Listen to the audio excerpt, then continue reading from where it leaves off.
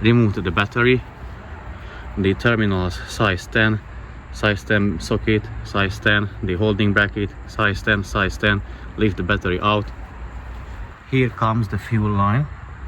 You see, that is a size 17 socket. I'll show you which kind of sockets I use for them. Now I'm going to start removing the fuel lines.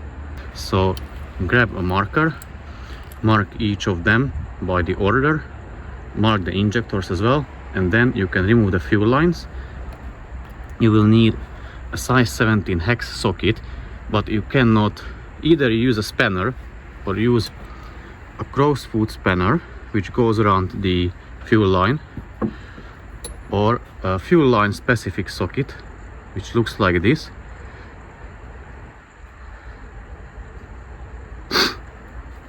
So it goes around like that, and then you can undo the nut fairly easy. So I'm going to undo all of them, remove them one by one.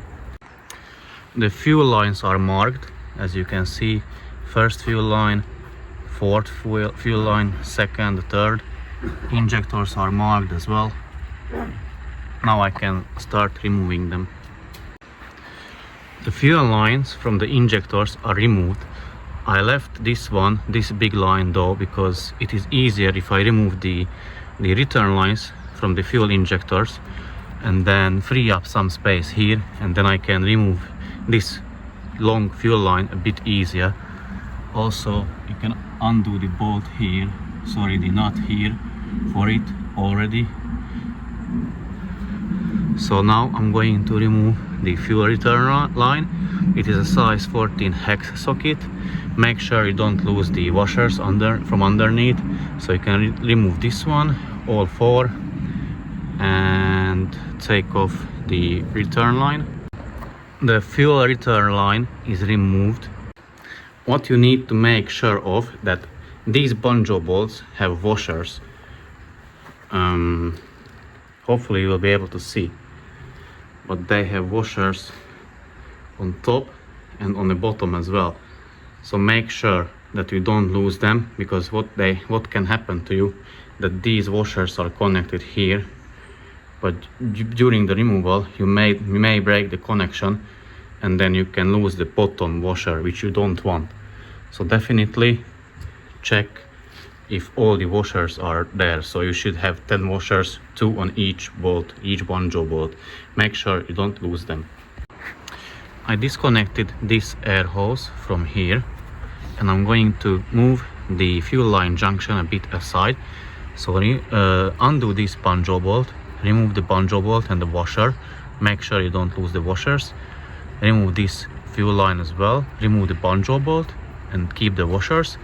There are two 8mm bolts. Undo the bolts, you can remove the bolts, and then you can move the whole thing on this side. So the connector will be on this side, on the right side of that pipe or the tube.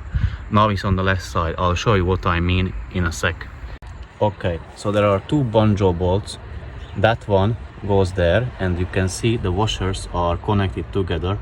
So make sure you keep it that way, don't lose it. And here there are two separate washers, one top, one bottom. So when you lift this fuel line, be careful, because the washer will be there, sitting there. So remove the washer carefully, don't lose it, keep it, and then put aside the Banjo bolts. Now I can undo the two 8mm bolts and move the whole junction on the right side of that air tube. The fuel line junction is moved, as you can see it's here lifted, so it is out of the way.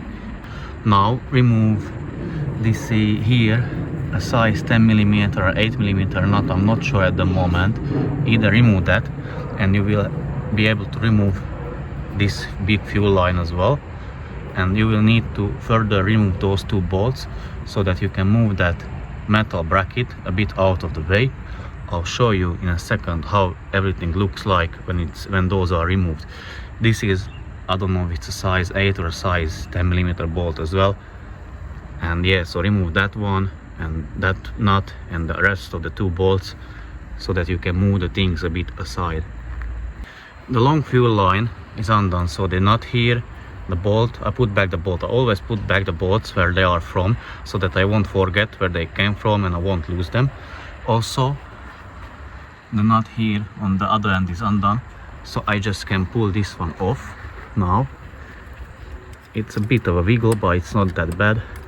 Obviously two-handed would be better, but it is still doable.